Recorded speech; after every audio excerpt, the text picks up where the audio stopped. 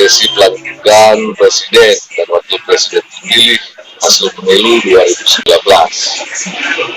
Dan bersama rekan yang kemarin memenangkan pasangan Jokowi Maruf Amin.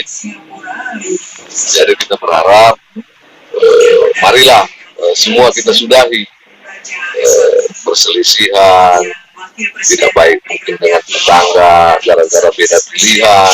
Ya sudahlah, hari ini sudah selesai.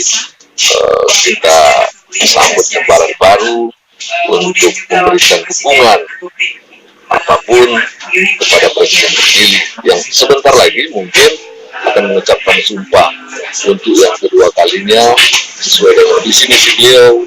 Kita harapkan Indonesia akan lebih baik dan Indonesia maju untuk kedepannya. Jadi itulah harapan kita. Saya, Taufik, kedua DPC Perjuangan Aceh Singkil sangat mengharapkan itu, terutama bagi kita di Kabupaten Aceh Singkil. Kita sudahilah semua perbedaan pilihan, perbedaan pandangan politik terkait dengan pemilu presiden.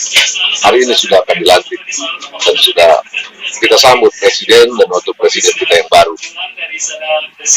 Dan harapan kita ini juga saya sampaikan, saya melihat di kabupaten belum ada ucapan spanduk dan baliho kepada presiden terpilih atas pelantikan. Mungkin ada ucapan seperti itu.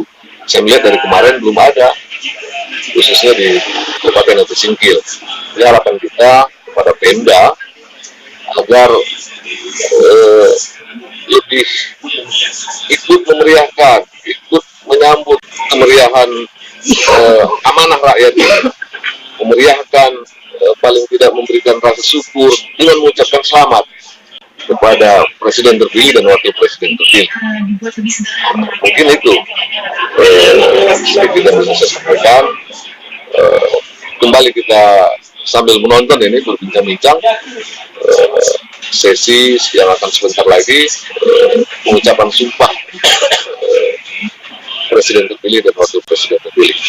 Baik, terima kasih Pak. Terima kasih kembali.